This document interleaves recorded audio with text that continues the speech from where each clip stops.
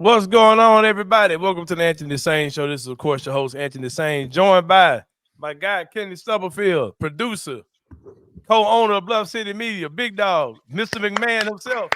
Man, listen, I might be freaky, but I ain't that freaky. You know what I'm saying? Oh, man.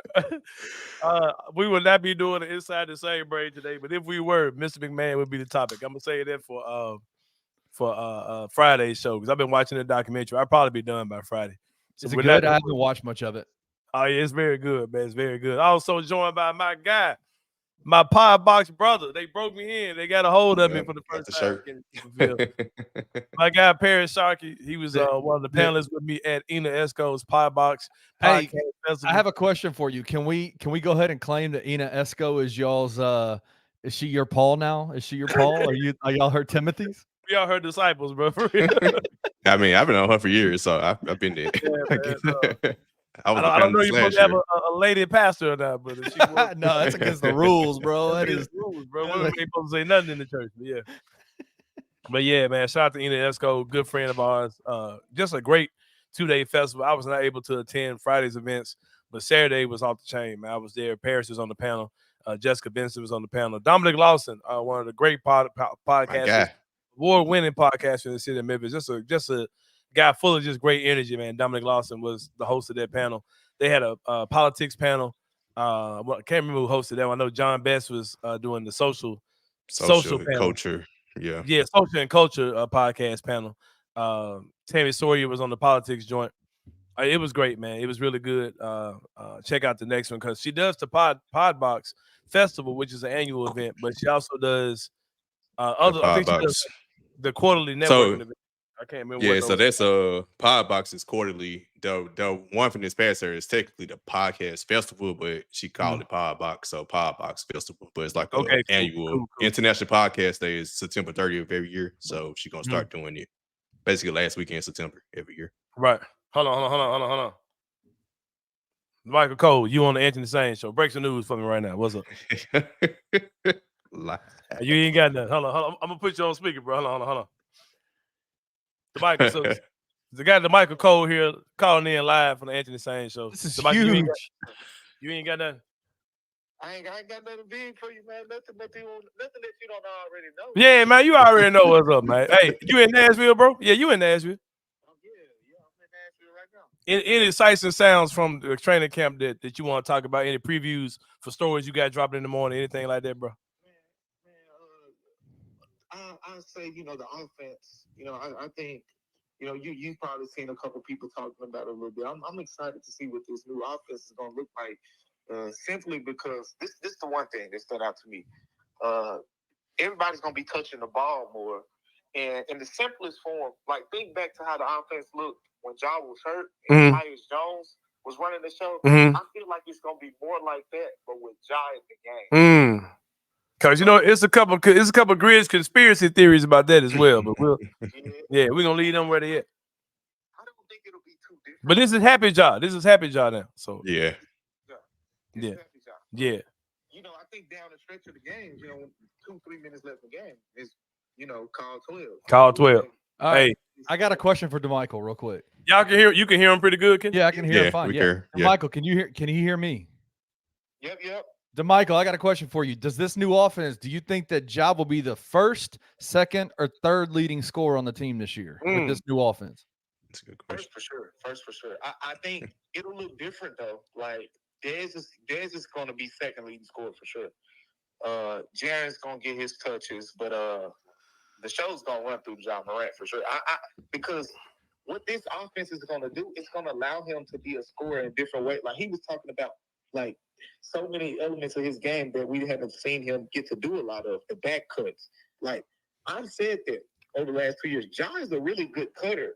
We just don't get to see it a lot. Right. When Tyus, go back and look at some clips from Tyus Jones and Ja with him. Making the back cuts and it's like Derrick Rose type stuff. When Derrick Rose was back cut and slammed the ball with two hands, Ja can do stuff, but we don't really get to see it because he's on the ball so much. But now it sounds like you got Marcus Smart in the game, you got Desmond Bain, two guys who are good playmakers. you're gonna see Job do some of that stuff when defenses try to load up. Like, you got a counter now. In the playoffs, the Timberwolves loaded up on Job. Golden State loaded up on Job. The Lakers loaded up on Job. We saw those. We had to jump over the whole defense. You got a counter where, like, okay, you want to load up on Job, we're going to take him off the ball, and we're going to give him the ball, with these cuts and have him coming off screens. Like he said, he can get some spot-up shooting opportunities. Right? It's just going to look a little different. Yeah, for sure. But DeMichael, I'm going to let you get back to what you were doing, man. Appreciate you, bro. My boy DeMichael Cole calling in live on Anthony Sain show.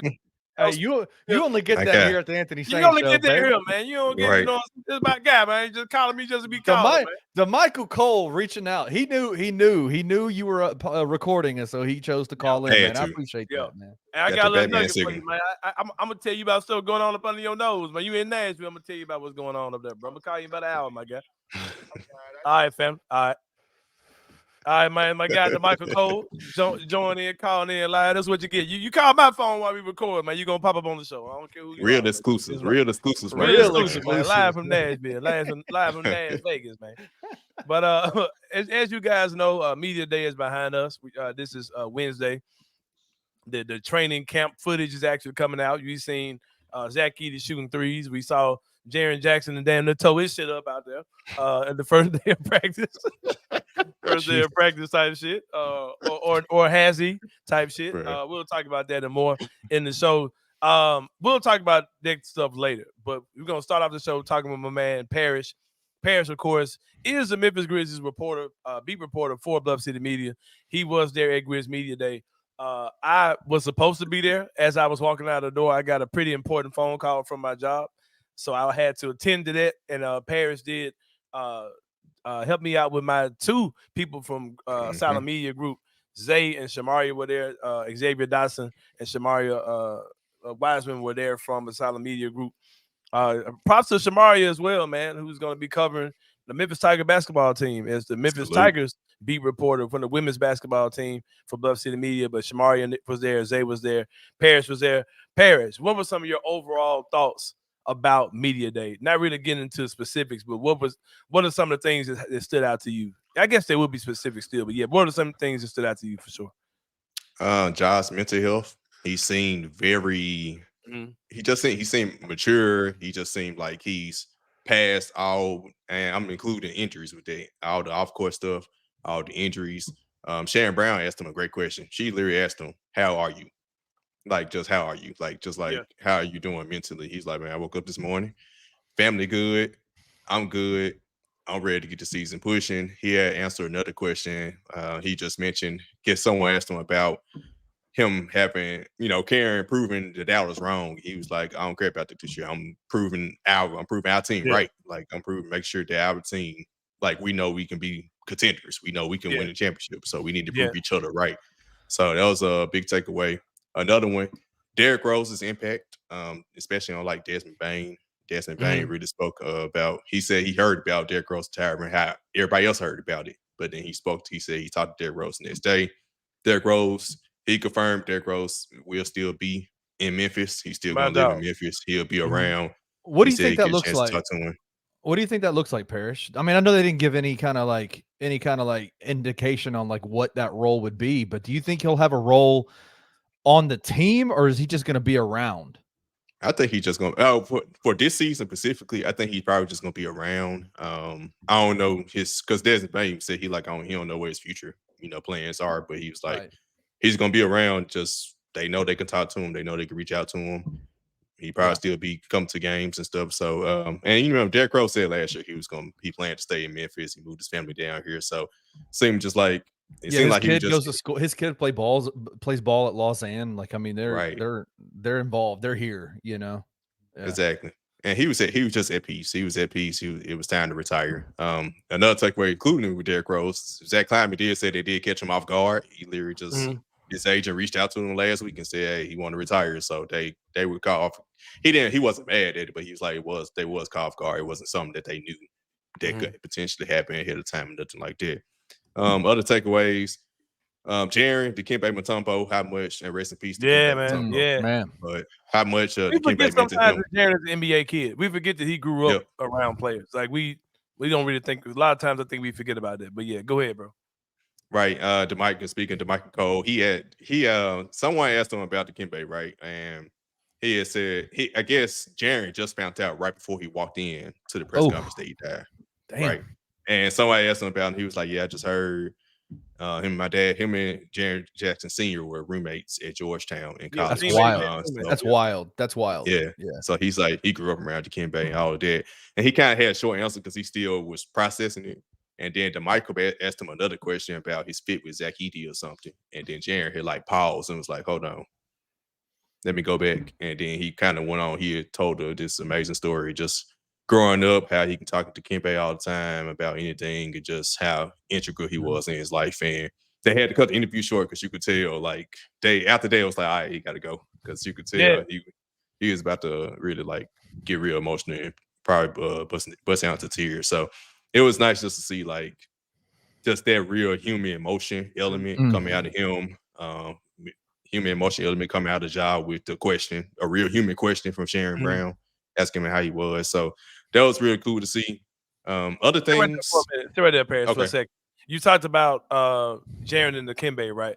I don't know if I just implied this myself or I heard them say this, or somebody say this, or he said it or what, but it seems like a lot of stuff that we look at to be like the Jaren package, right? Like the stuff that comes with him, like the humanitarianism and all those type of things. Oh yeah, like he got that from Mutombo. Like that's definitely.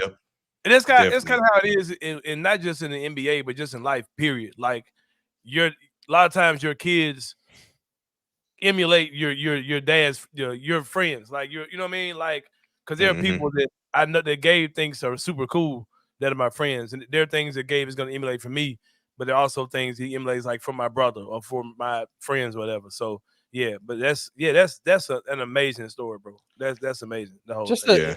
I said this for some reason. It was weird. Like the Dikembe news, like I remember it was a Sunday afternoon when we found out that Kobe passed away, and that wrecked me. Like wrecked the world down. This one did too. Like this one messed me up a little bit. You know why though? Why? I'm gonna tell you why. I don't mean to cut you off. I'm going to tell you why. Think about this, bro. In our lifetime, like as far as like the great players, hey, mostly all of them are here, bro. Like we haven't seen many of the great players. Yeah, I said it to him before. Like, and I think that's a testament to how great of an athlete and just how superhuman some of these NBA players are. But if you think about it, bro, like as far as like all the guys that were just like the stars, they're all pretty much here except for Kobe, man. I mean, we lost Wilt Chamberlain, we lost Kobe. Then we didn't see lately, Wilt, though. Like we didn't see Wilt like that. No. Yeah. But like lately, like Bill Russell and Jerry West we lost Bill Russell, we lost Jerry West, right? Oscar Robinson's still here, right? You know what I mean? Like Larry Bird, Magic, Jordan, Dr. J, all them dudes, they MJ, here, man. Yeah. We ain't been, and like when we finally lose one, you feel it, because Mutombo was a guy that we just a iconic figure, man. He wasn't. He wasn't a superstar on the court really, because he was really a one-sided guy. But because I think Mutombo had some seasons where he averaged close to 20 points a game and was, probably like his younger years. Yeah, but like I said, one of the great humanitarians, just one of the great, just iconic personalities in the NBA, man. And I think that's what it was, Ant, that got me, was that I was like, I took a step back and I started thinking, and I was like, man, what a legacy! Like this guy made millions of dollars playing a game that we all have played in our lifetime, and he was so good at it.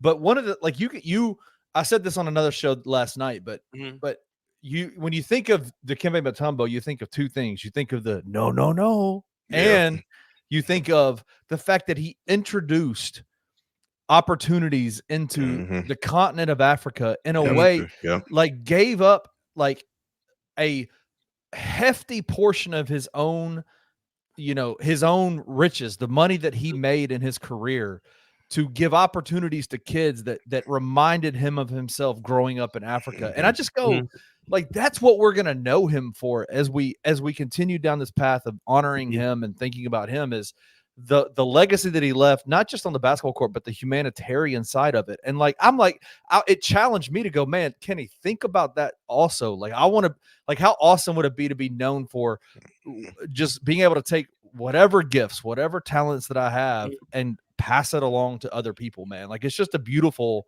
legacy. And it makes me happy that that's what he's going to be remembered for. And I think it's just going to push Jaren more towards his final form faster. I think we're going to see Jaren matching up a lot of things, that we think Jaren's going to do.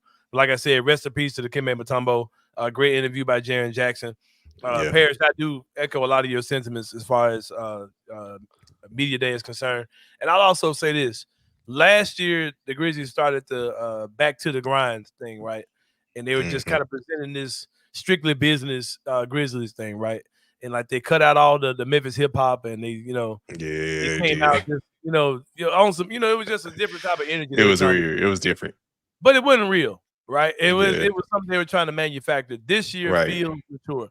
That's the way these guys talk. Desmond Bain just got married. Marcus Smart just had a kid. We're gonna talk about that too, because we talking about stuff that stands out. The fact that what we think about Marcus Smart and his relationship to the Grizzlies, and what the actual real story is. We're so far away from each other, and so many people just walk back those talks, bro. Because I'm like, bro, it's like, and I'm one of the people who, you hear things about Marcus Smart, right? And it's like, but the way that people were stressing out, and shout out to my boy Parker Van Blaricom, who came up with the Marcus Smart conspiracy in several parts, right? The several part, multi-layered conspiracy he came up about Marcus Smart, right? And it's so crazy because people were saying things like, well, we ain't seen Marcus Smart. We ain't seen nobody. Like we whoever you saw, bro. The rest of the dudes on the team, we ain't really seen these dudes, bro. Like we ain't seen them do nothing. We saw Luke Kennard wearing Grizzly clothes as a free agent. I saw Luke Kennard playing golf. Right. We ain't seen these dudes, bro. And like here's something people have to understand about Marcus Smart. Just about the NBA and about the Grizzlies. Boy. A lot of times as Grizzlies fans, the Grizzlies are the only team that we have really close access to, right? And that we really pay attention to. But this is what we have to understand. The guys all getting together and practicing during the summer and all those type of things, those things are really dope. But those things aren't mandatory. And there's nothing making them come do that. That's part of those guys all coming into the same system together. There's a lot of things about the Grizzlies that are very unique. We are a team that most of the guys on this team were drafted by the Memphis Grizzlies. And these guys all came under the big brotherhood of Jaren, Ja, Desmond Bain, right? Everybody who was on this team pretty much came in under those three guys. So they were born into it. They were brought into the NBA under a culture of during the summertime, we come up here a few weeks early, we work out, we do our thing. We're the get along gang, Grizzlies. This is what we do. Marcus Smart was not drafted into that, right? He played a long time in the NBA on his own for Boston. And he's probably like, hey, that's cool, man. But I'll see y'all at media day.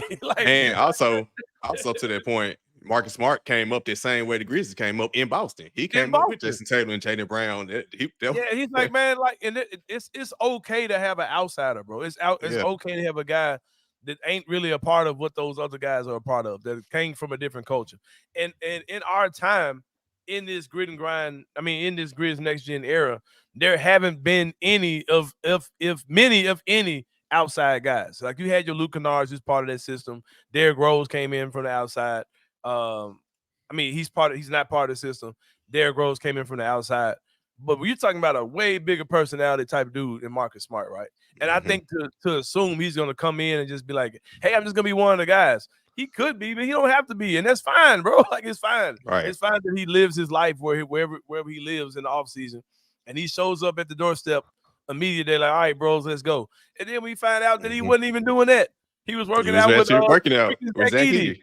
Like, bro, like, and I didn't even know the dude had a baby on the way, bro. Like, bro, we were really stressing about Marcus. What you doing? Like, they don't even fool because like that. Like, bro, it's okay that fam does his thing somewhere else. Like, it's okay that he lives life outside of Memphis during the summertime, and he shows up when he shows up. And like, and he seems very optimistic, and he seems like he's really going to be a very crucial part of this team. Now, could I see a timeline where Marcus Smart is traded before the season is over? Yes, absolutely. And if you had a gun to my head, I probably predict that would happen. That they're probably going to try to move Marcus Smart. But while he's here, man, I think he's going to be a great player. And I think we didn't really see much of Marcus Smart at all last year. But you're talking about a very good player in the NBA. And I think he's going to help this team tremendously. I don't Vince Williams, GG, sure, cool. Those guys are going to do their thing too. But Marcus Smart is going to be, incredible for this team.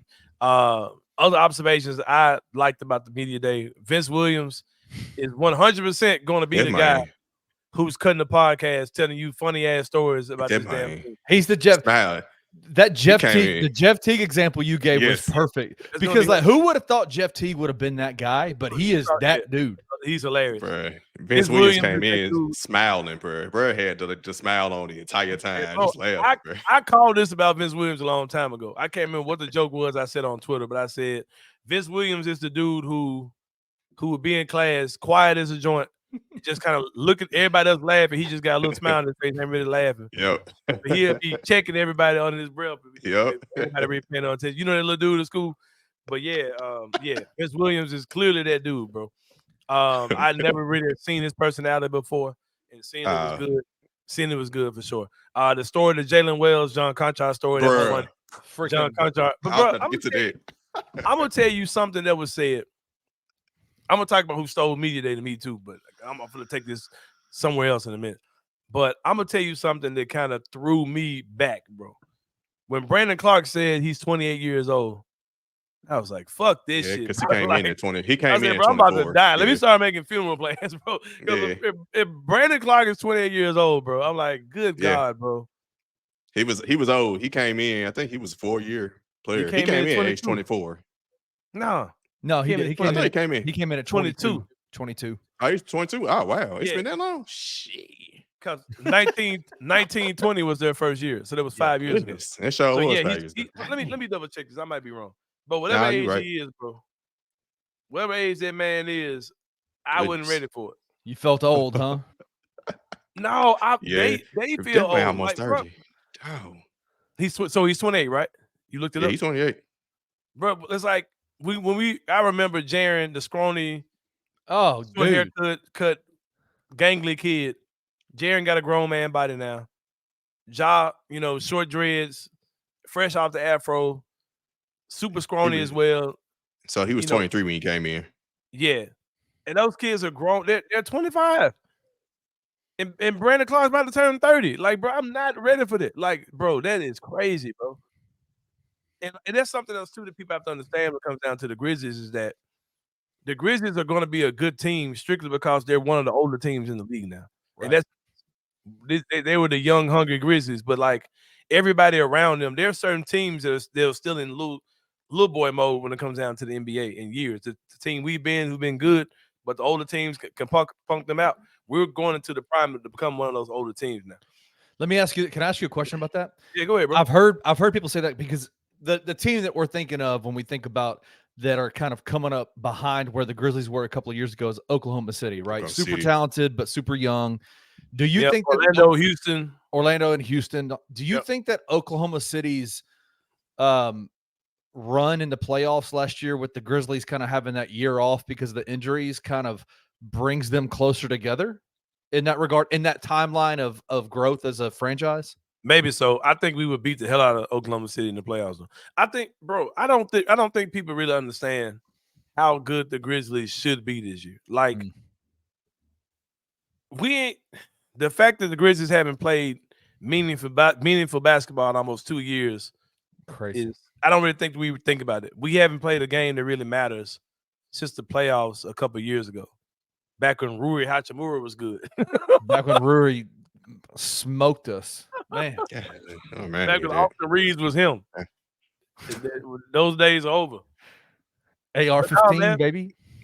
But I think we'll see that we're one of the better teams in the league because you're going to have our big three is going to be phenomenal. And I'm going to tell you the man that I think is going to make us unfair. And in the media day, I don't know what y'all was watching because I don't know why people are not excited as me. Zach Edey, Zach Edey at media day. Hey, saying some shit. If you are a basketball fan, should have had your spidey senses tingling. Go ahead. When he specifically said it's some parts of his game that nobody know about. it was that got me. I said, "Oh," and he looked so poor. Like he sounded like a veteran at that his first media day.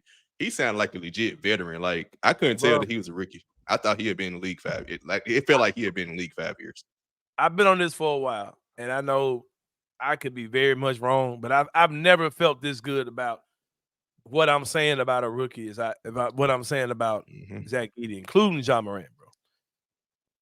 Because I had a lot of precautions about Ja. I had a lot of concerns about Ja coming to the league, and the Grizzlies did too, which is why they went and got Tyus Jones, Ja's rookie year, because it was like, I don't know about this kid. You know what I mean? Because but with Zach Edey, there is no safety net. They plan on him being the future, but you have different types of basketball players. Your typical basketball player who's in the NBA is somebody who started off as a kid, 6, 7, 8 years old, playing some level of basketball, playing basketball in the street or in the neighborhood or community centers, whatever. And then that kid starts playing middle school ball. They start playing AAU. They start playing high school. And then they go pro, college, whatever. They go do what they do. And that's what probably 80% of the league is, American basketball players, right? Or even global basketball players. They start playing at a very young age. And then you have these guys who are miscast dudes who didn't have aspirations to be a basketball player, and they were doing some other sport, and then they got taught the game of basketball, right? And a lot of times with those type of guys, their brain is in a different place when they start learning the game of basketball. And they look at the game totally different than the little kid who's been playing it forever, right? And those guys sometimes can become basketball savants because they're looking at it as a skilled, I don't know what I'm trying to say, but they look at the game differently than the kid who's been playing all their lives. And there are certain things that Zach Edey says that make the hair on my neck stand up when he says them. He says something like, I'm still learning the game, but when I learn something and you tell me something, I don't want you to have to tell it to me again. Which means this man might be a computer. He may be AI. He may be a robot. He may be a basketball machine.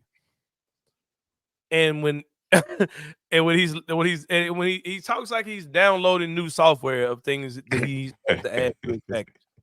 And they're in camp saying, yeah, Zach Edey's out there, he's out there setting screens, backdoor passes, shooting threes.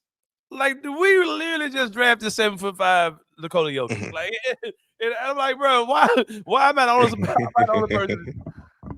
I got the image in my brain as we were talking about this of what's the movie with Keanu Reeves, Neo? Yeah, The Matrix. That's Which one? Matrix. When he gets downloaded, when he wants to learn jiu-jitsu, and all they do is just go. He just knew it. Yep. Because it's different, bro. Because he is a bag of pieces and body parts, right? Zach Edey. And there, people are taking him and saying, okay, let me show you how to do this. He's learning it and he's doing it. And we don't know what the limit of that could be. I've said this several times. Tell me the difference between, at this point, tell me the difference. I don't know what he's going to be in the future, but tell me the difference between Tim Duncan and Zach Edey. Tell me the difference between Joel Embiid and Zach Edey. I don't know when Nikola Jokic started playing basketball, but damn it, tell me the difference between Nikola Jokic and Zach Edey at this point. I'm not saying he's going to be any of those guys, but tell me the difference between where they were then and where they are now.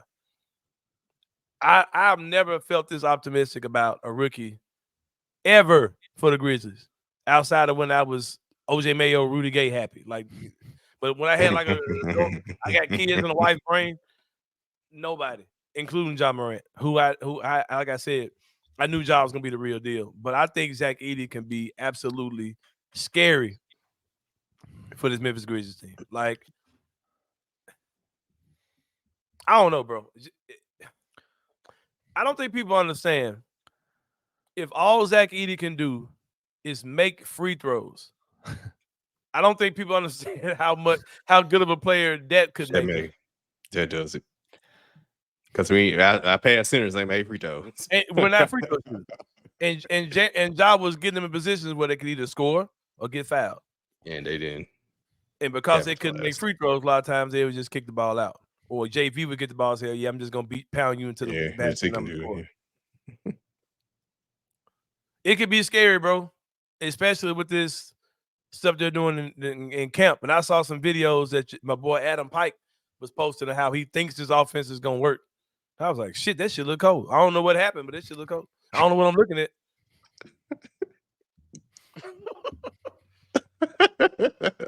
I don't know, man. I gotta take a break and give me some water, man. This Zach Edey shit was scary to me. I ain't gonna lie, bro. I might be at 1,000,000% wrong, but Zach Edey looks like we might have drafted a. The dude just started playing basketball 5 or 6 years ago, bro, and he dominated college basketball for 2 years. I said Rusty Witten said this on your show when he was on there, and I thought it was such a good statement. He said 2 of the 6 years that he's played basketball, he's been the Naismith Player of the Year. 2 of the 6 years that he's played basketball. Started playing basketball. Was the best player in the world at his level, and was the best player. And was the best player in the national championship game. Right. Although they lost, he was clearly the best player in the game. And if Zach Edey started playing basketball as a little kid, he would have been Donovan Clingan. Like he would have been drafted, first, second year out of college. He just started playing, and he was the best player in college basketball 2 years in a row. Like he wasn't. I've seen people use the argument, well, 4-year players don't pan out. Dude, he just picked up a basketball. Yeah. He don't apply to that rule, bro. That and rule. Just in case, wasn't Desmond Bain 4-year player? No, he's talking about 4-year bigs. 4-year bigs. I'm about to say, it's 4-year players. I don't know who says the Kevin O'Connor, that click, Vernon and them was saying something about. And shout out to Vernon for listening to people who, know what they're talking about most of the time. But yeah, Vernon finna be moonwalking that take. Because a lot of y'all don't know this, man.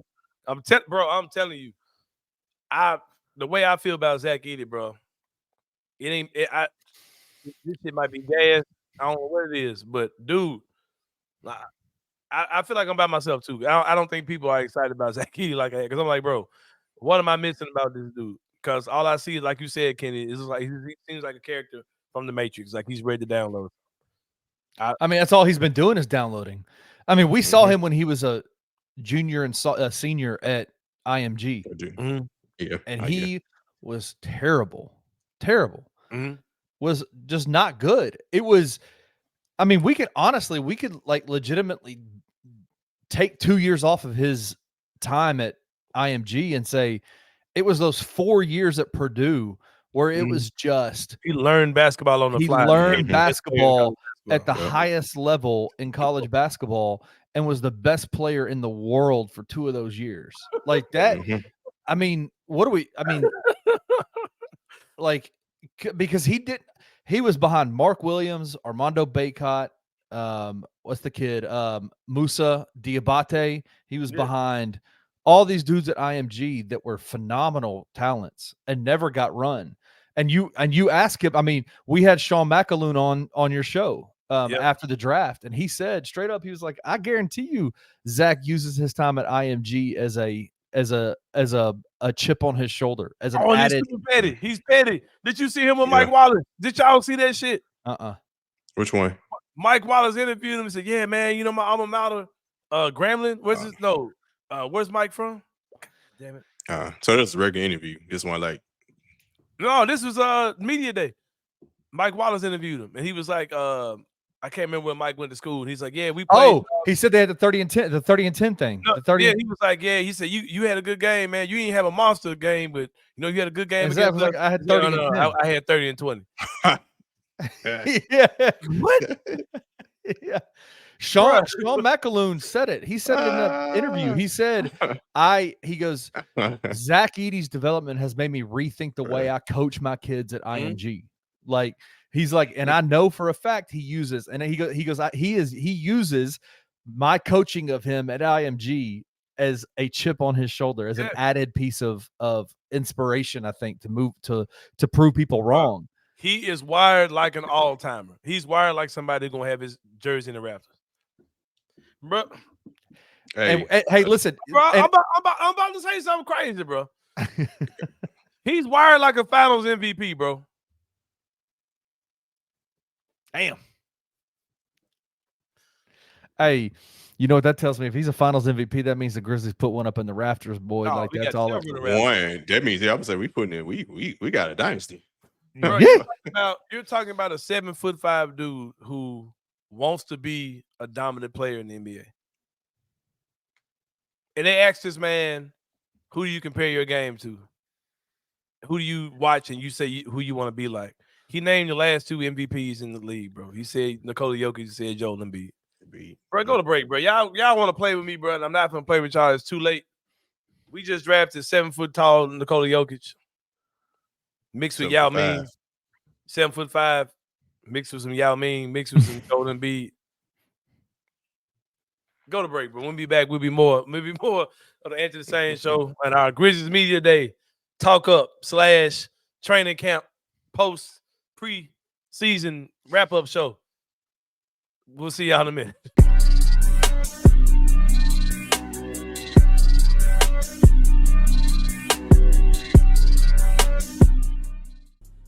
I just came away saying this is a guy who will go probably the rest of his career, probably have no incidents. I think there's a lot of guys that come into the league that get as famous and get that celebrity as fast as he did, coming from Murray State, unheralded guy, and they don't know how to handle it. When I brought up like how he feels and his mentality and what shifted to make him happier with himself on a day-to-day basis, he was like, well, listen, tomorrow I may feel shitty. Tomorrow I may struggle with the things that I struggled with before, but it's a day-to-day battle for me now. I notice myself thinking a certain way or acting a certain way. Yep.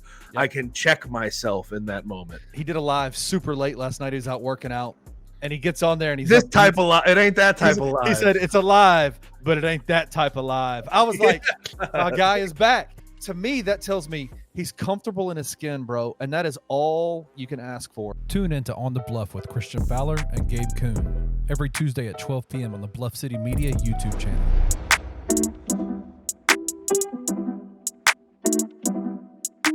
I was going to start today's show by talking Grizzlies and saying, Vince Williams Jr., what's he going to be? What do we expect in this year after last year? And then he got hurt, so I scrapped that.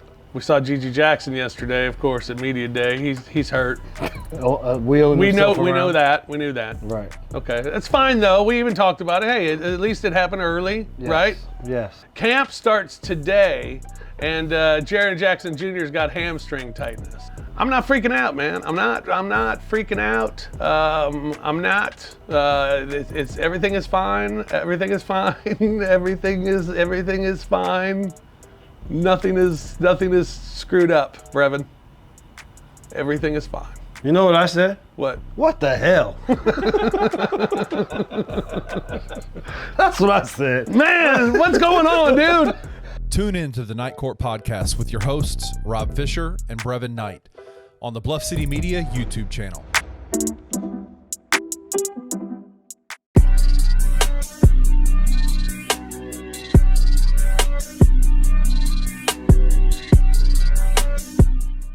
All right, y'all. Welcome back to the Enter the Sain show. Back with my guys, Kenny Stubblefield, Parish Sharkey. You got some water? You calm down? You good? Yeah, man, I'm cool, man. I He chill. just started seeing visions, bro. I'm telling you, bro. Like he want that turn. No.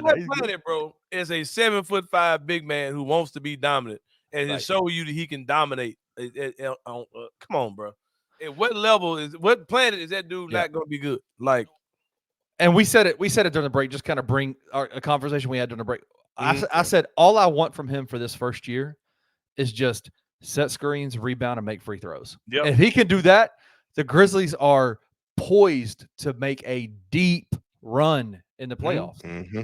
That's just in his first year. If all he can do is make free throws, I don't even care about shooting no threes. Because we don't need that. We don't need that. Because you have a matchup advantage in the playoffs. Because 100%. if you struggling to have court, he can score down low. And he's 7'5". Who gonna stop him? People talk about the Grizzlies still need shooting. Not when you have a 7'5" big that can say, all right, screw all this, go dominate. Because you can't guard him like you guard him in college. Like, you can't put 3-4 dudes on him because there's too many guys in the NBA with skill that are gonna make you pay for trying to guard him like that. Anyway, we got dudes on this team not named Zaire Williams who can make open 3-pointers. Bro, I'm glad you said that's not get there. That's not secondary. I don't know what we was going to talk about, but with Zaire Williams, you look shouldered, bad built, This Barbie man, doll body built. Man, get your bird out of a cage looking beat. You don't get your tiny Trap. Tim shoulder head. Get so Man, Jeepers you don't Creepers get your man, bro. You don't get your ass up out here. All right, let me ask you this: what was a worse media day appearance? Nobody's worked harder than me in the offseason, or I was a bird trapped in a cage. You a bird, all right. You a damn bird for real. Bird built, mom. Nah, nobody worse than Ben Simmons talking about ready to watch out. Listen to me. All the stuff that people want to argue about, they were arguing points for the Grizzlies over the last few years. Go back and look at this shit in retrospect about the shit that we were saying about Zaire. Look at it through the lens of what we know about him now and through the interview that he gave the other day. Think about him walking into Summer League a couple years ago. Acting like he's a vet. Sitting like his soft body ass down. And play. Yep.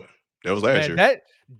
That was the moment, Ant, where I was out on him. When I saw him walk in the Summer League behind Jaren and with Ja, I was like, I'm done. I am officially done. He just needs to play with Ja. Man, you're not an NBA player then, bro. If Ja Morant has to make you to do all that to make you look decent, you're not an NBA player, bro.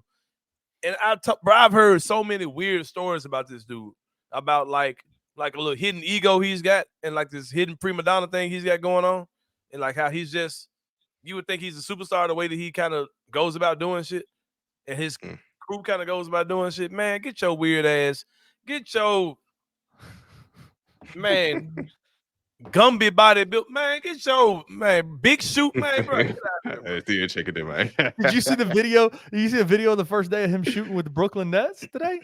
Man, brick like 6 threes in a row. I like wide open, just jump. Needs to say throughout all of this, shout out to Jack LaRavia for being anti.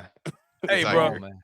For continuing to show up in Summer League, for getting better. Talk about a dude climbing out the garbage can, bro. Jake LaRavia, bro, I gotta give you your props, bro, for real. Marcus Smart talking about Marcus Smart talking about. Marcus Smart, I think you might be lying about everything you was talking about. You might even met with Zach Edey because you talking about you thought Jake LaRavia might be an elite level defender. Yeah, you might be snouting. Or you might just be lying. If Marcus Smart saying that, Marcus Smart saying it, I believe him. Because I bet he worked out with him too. Yeah, exactly. Sounds like exactly. Bro, I was about to say that something Zaire. We did so much talking about Marcus Smart, and he don't want to. I bet that dude been grinding this summer, and I bet he gonna put a battery in these dudes' back, bro. I'm telling you, watch. I done seen too many movies. I done seen too many movies and shows and stories that go like this. The dude from the outside that nobody want end up being the dude that really be the dude. You know what I'm saying? That we really need to not be the star and like that. He's just a dude. He could be. He's the battery. He's the battery. He's the Drake. He's out Draymond Green. But let's nah, it's crazy. Not crazy, bro. Embrace this dude, bro. Like, let this man do his thing. Like, I saw somebody say, man, we should never trade him for Marcus Smart. Like, why, bro? Like, why? Bro, what are we doing? There has been, like, can I just say this, man? What are we doing, bro? There has been some of the weirdest Twitter takes from Grizzlies Twitter. Oh, it's intentional now. Some of these dudes it has to be intentional. Like, it has like willfully ignorant takes. Like, there's no way. I mean, come on, man. Like, come on. Yeah, man. But camp has started. We've seen, like I said, we've seen some videos of Zach Edey doing this thing, shit like that. And of course, you heard the injury news about Jaren Jackson Jr. Allegedly. Why didn't you freak out, Anthony? Why did you freak out? I don't think Jaren's hurt, bro. No, bro. Okay, I'll say this. The timing of it is strange, right? Literally the first day of camp, a story comes out. There's no video of this now, but there's a story comes out saying that Jaren Jackson Jr. hurt himself on the drive, sore hamstring, right? And I think he's gonna miss time, right? I'll say this right now. I would be absolutely shocked if Jaren doesn't start game 1 of the regular season. I don't think Jaren's gonna miss any real time like that. Just giving people some inside baseball. Guys get hurt a lot. DeMichael Cole said this as well. Guys get hurt all the time in training camp because they haven't played this level of basketball. They come in, they're amped up, they get these little strains, bumps, bruises, pulls, all that type of stuff. It happens in camp, right? And typically, guys will get days off. I mean, we are so overblown by PTSD because now that I think about it, bro, I've heard so many stories about stuff like this where guys, he's been sitting out, he's got a little soreness, and we hear this every year in the offseason, bro, in training camp. Oh, he's got a little soreness. He's gonna take a couple of days off. He'll be back. He's still kind of going through like workouts, whatever. I think that something may have happened with Jaren, right? Where he's, got a typical training camp, little bump, bruise, soreness, whatever. And I think that the Grizzlies could possibly, I wouldn't be surprised if he misses preseason games, but I think that Jaren's not going to miss a single game with this. I'm making that prediction now. And I also predict that you'll probably hear something like this with other guys too. This is just me, bro. It's just me thinking. Like, do you think that the fact that they mentioned a specific play is concerning a little bit? Like that it wasn't just normal everyday soreness? I think something did happen because it happens all the time. Yeah. Like I said, and this kind of stuff happens all the time in camp. Guys get hurt. They get strains, pulls, bruises, tweaks, twists. It happens, right? They ain't end up breaking their feet like Gigi did, but stuff happens in camp. It happens all the time. And guys, they take a couple of days off, they're back, or they don't perform in open practice and all that type of stuff. I think that the Grizzlies I think the Grizzlies might just punt the preseason altogether. I think we're going to see some stuff in the preseason that might piss us off. Like, dudes just ain't playing. You know what I mean? Like, for real. I predict to see more of this, bro. I predict to see more because it just don't feel right, bro. When I saw the whole story, I'm like, I'm not buying it. I don't think he's really hurt like that. Cause that sounds like just typical camp stuff, right? I think to your point. To your point. But when I first heard it, it was like, oh, hamstring. And I was like, all right, regular season start when? October 25th or something? He ain't missing a game. Yeah, I was like, he probably just ain't gonna play preseason. He might he ain't gonna fuck around with the preseason. But like, right. It read to me just like when I see the Grizzlies have a back-to-back and Jaren played last night. The next game, Jaren Jackson Jr. out. Why? Yeah. Soreness. Same shit. This is what they say, hamstring soreness. Like, I don't know. I might be wrong, and Jaren has a real injury, but this doesn't feel like a real injury. This feels like just regular camp stuff. And I think the Grizzlies are announcing it because now that I've announced it, I put it out there. Now, if I don't want to play Jaren in preseason games, he can sit his ass down. Y'all know why. And the Grizzlies will be like, okay, y'all might be mad. The preseason looks weird, but hey, opening night, it's preseason. Do you think the Steven Adams situation has anything to do with like the way that was handled? Do you think that has anything to do with the way the Grizzlies decided? I think the Grizzlies are going to be a little bit more because even if you look at like some of those emails that are coming out, those emails don't read like they read years before. Right. I think they're going to kind of change the way that their information comes out. Yep. Because they're not that Gigi Jackson one, I was like, damn, they broke that joint down like a they broke it down they broke it down like a it's like Gigi while praying. While playing the drums. After praying and fasting in the pickup game. Hurt himself. He said, oh shit. And he said, oh Lord, forgive me. I think the Lord did forgive him. Like, don't give him full details for sure. But I think Jaren's fine. I'm not thinking about that at all. Cam Spencer really don't care. Tweaked the ankle. No, you know what's low key was funny was Vince was talking about his injury. He was talking about he gonna try and get back. And someone asked him, like, oh, so are you questionable for the first game? He was like, doubtful. That's not true. He was like, somebody's like, the question, he was like, very doubtful or something like that. That's true. Yeah, man. Like, and like people saying, well, somebody said, well, I just think it's crazy that all the guys that avoided injuries last year, now they're getting hurt. They don't want to get hurt. But it might be a coinky dink or not. You know what I mean? It might just be, all right, Vince, go sit your ass down, bro. Like, we ain't trying to tear your ass up too. I don't know, man. The tibia shit makes me go, whoa. Yeah, like, or it could be like really bad shin splints. Well, hey, bro, you remember? Those things hurt so bad. Speaking of Zion Williams,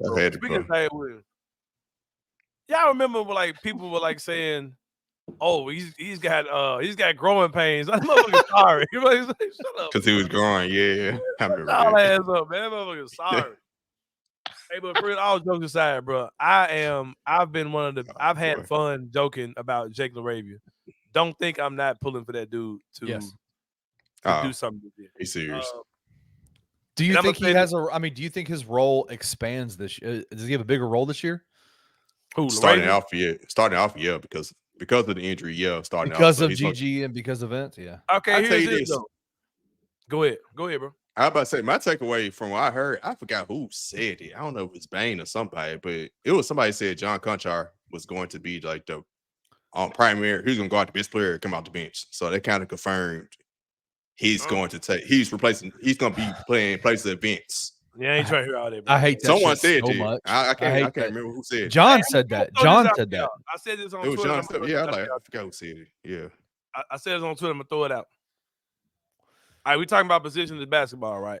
And typically when people say positionless basketball, that makes you by default think, okay, the guards are going to play up, right? That you're going to have multiple smalls on the court, you know, playing different positions. Positionless basketball also can mean that the bigs are playing down. But we don't think about it like that. But that is also an option. I think you're going to see a big lineup. A big lineup. Santi playing small forward again. You can see, but not just that. I can see lineups where they put Santi in, where he's your third big, with Jaren and Edey, or Jaren and Clark. I think any 3 big lineup is going to have Jaren on the court. But here's something, especially when I heard the injury report about Jaren, how he got hurt. Right? They said he got hurt how? Driving to the basket. Driving to the rim.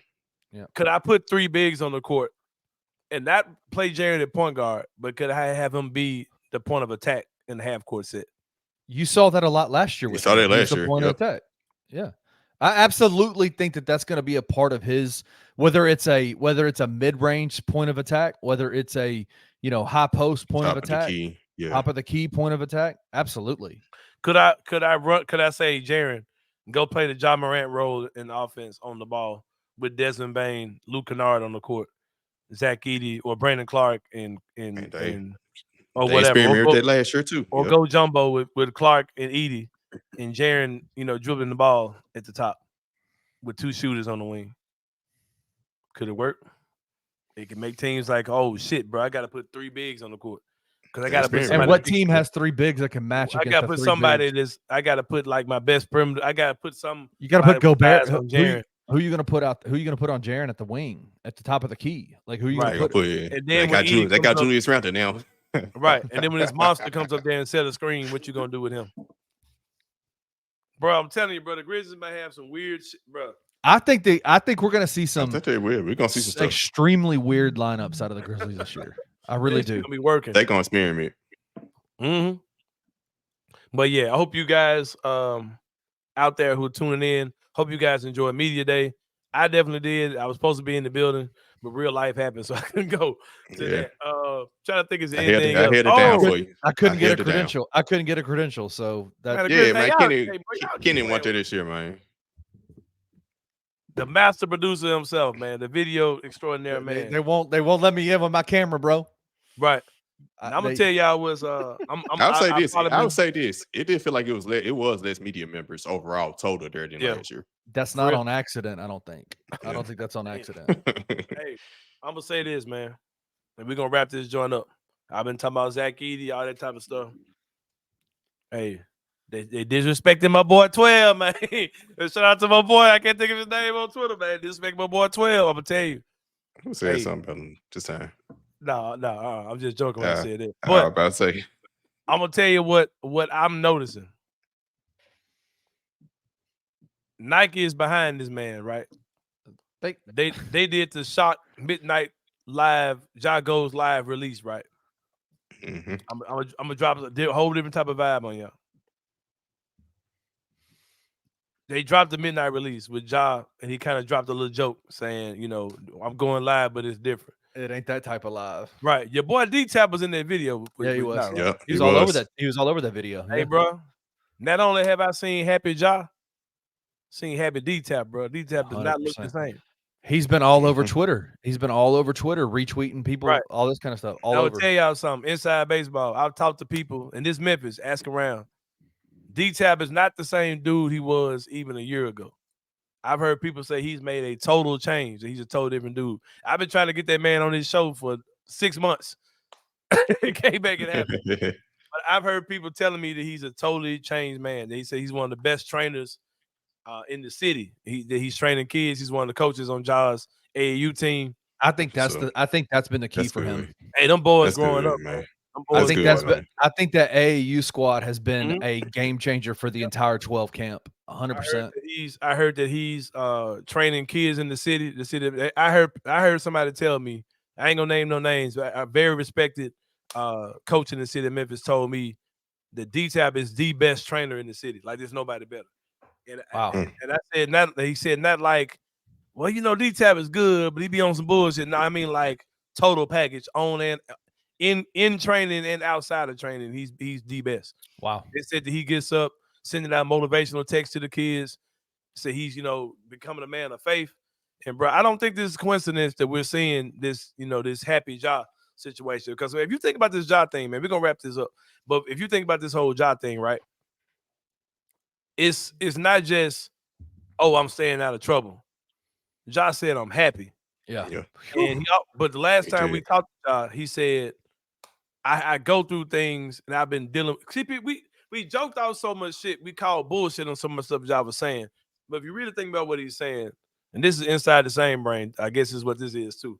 But if you think about the mind of a man, right? When he says, I was going through stress and I would deal with my stress in unhealthy ways. Right. Yep. It looks like Ja's found other ways to deal with his stuff, deal with some of his demons, deal with some of his darkness, deal with might have been depression. Because for him to say he's happy, at one point I wasn't happy, y'all. I was playing basketball and I wasn't happy. And sometimes when you ain't happy, you'll create this false version of security when you're really not secure at all. And you're being reckless, you're being self-destructive. And Ja said, I got stuff going on with my family. I got all kind of, stuff I'm learning how to process. And I think we're seeing a man that's a healing man. And then guess what else happened since last year too? You bring Derrick Rose in, who's been a testament of whose story. That's his story, right? Yeah. Story too. Yep, he's got the same story. And there are people talking about, oh man, cut Derrick Rose. He ain't got no value. Bro, Derrick Rose, one, ain't got to be on his team to do none of that. He doesn't have to have a job with the Grizzlies to do none of that. He's in the city of Memphis. He's friends with Ja Morant, and he's helping create this new version of Ja Morant that we see. And like just being real, man, he feels so far removed from the bullshit we saw him on a couple years ago. And like we said, episode 0 of this show, Kenny, sometimes you just gotta wait a motherfucker out. Just wait them out, man. You just gotta wait them out, man. Stuff, man. It's life. And people are like, well, why don't y'all get it? Why? Like, isn't that all of our stories? Isn't that all of our stories? People saying stuff like, okay, why aren't the situations changing them? Like, why isn't like there an instant reaction? Oh, I did something dumb. Now that because of that situation, I'm fearful that it happened again. Now I'm changed. There are those type of people. There are some people you just gotta wait them out. You just gotta wait till they get older, until they mature. And I think that we're seeing that version of Ja now, and I think it's exciting, bro. That live video from midnight, just his energy was different, bro. Yes. Yeah. I said this. To even me, when he popped the goals in his mouth, he wasn't looking crazy. He wasn't talking crazy. He was saying like intellectual Ja with a grill. Like it was to me, one of the biggest signs for me in that live was when the very beginning when he said, "I'm doing a live, but it ain't that type of live." It was a self-deprecating joke that to me I was like, this man is comfortable in his skin, right? Like that I can sit here like you can make jokes about your situation and go, listen, man, like I'm good in my skin. I'm good in my shoes. I'm good now. Like I can make jokes about what happened. If we win a championship, Derrick Rose getting the ring and D-Tap getting the ring too. Because I think those two people being in your life might be big deals, bro. Like for real. Like I mean, being for real. I'm not him not turning. Him not turning on his people. Yeah. Yeah. And that's what Kenny, we talked about that too. Paris, we talked about that too. Yeah, we do. People always say, oh, get rid of those guys. Get rid of those. It's easy said and done. You can't. Be the leader that changes your crew. You gotta be the dude that gets your crew like, nah, bro, we ain't on it no more. Y'all my guys, but this is what me and my guys look like now. We ain't doing the bullshit we was on at first. And there's some dudes that are around Ja now that have been around Ja since the very beginning. The energy is different. That their energy is good. Their energy, and I'll say his name, Trey Draper being one. Trey Draper. Yep. Trey Draper is one of the best dudes I've ever met in my entire life. I posted that picture and I said, I'm gonna tell my grandkids these are the Avengers. Some dude was like, oh, I'm gonna tell my grandkids these are the guys that messed up the season. No, Trey Draper in that picture, bro. So slow down. But anyway, go ahead, Ken. No, the fact that there's a level of the fact that Trey's still there, right? Like, and stuck by, and Josh stuck with him too. Like, and Trey is one of those kind of guys that no matter who you are, like, he's one of those dudes that he's one of those tides that lift all boats around him, right? Like, people are drawn to him, and he is a good influence on people. And so the fact that Trey's in his life is just, to me, is like, we'll wait him out, man. We'll wait this shit out. We'll wait it out. I think we're gonna see the benefits of it, man. Like, because even like, not saying this stuff is necessarily wrong or bad, but it is a sign of kind of maturity, so to speak. You didn't see any this your boy 12 ski. You didn't see no grabbing the camera and recording. You didn't see no silly stuff. He had the grill in, but the man was talking super intelligent. The man was looking like the smart gremlin on Grilling's part. Just like wild, dude. I'm like, look at Giants. Everybody get it slow. You know, yeah, Simon. Like, what are you doing, 12? But yeah, bro, bro, it's going down. It's gonna be a fun year, man. Kenny, we're gonna slide about it. Paris, we're gonna slide about it. It's been a good show. Doing things a little different today, man. Just had the 3-man crew up here the whole time. I ain't gonna lie, I kind of like this little vibe though, man. You know what I'm saying? We might see what's to this right here, man. I like this a little bit on a Tuesday night recording for the show on Wednesday for you guys to check out. Yeah, come rock with us again Friday. Got somebody who's a first-time guest going to be on, somebody in the sports world, just a grinder. I'm not going to tell his name right now. I can't remember his last name. That's how that goes there. But just one of those guys, Paris, I'm not sure you even know who's coming on. Just the behind-the-scenes grinders doing this thing. I said, man, I want you to come on and just kind of tell your story and just, do your thing, man. So, guys, y'all will see on Friday. He's going to be on here. I'm excited about that as well. Trying to think what else is out there I want to talk about, man. Get your tickets for 901 Wrestling, 901wrestling.com. October 20th, kids get in free. With every general admission purchase, a kid gets in free. Typically, with those type of things, you have to get in with the parents' ticket. But no, if you have several children, youth groups, all those type of things, basically every other ticket, when it comes down to kids 12 and under, will be free. Check that out, 901wrestling.com. I think that's all I got, man. But for Kenny Stubblefield, for Parish Sharkey, this is Anthony Sain. We will see y'all Friday, and we out. Thank you for listening to the Anthony Sain Show. If you enjoyed this episode, leave a rating and a review wherever you download your podcasts. Also, like and subscribe to Bluff City Media's YouTube page. For comprehensive coverage of Memphis sports, head over to www.bluffcitymedia.co and find out how you can become an insider. We will see you back here next week.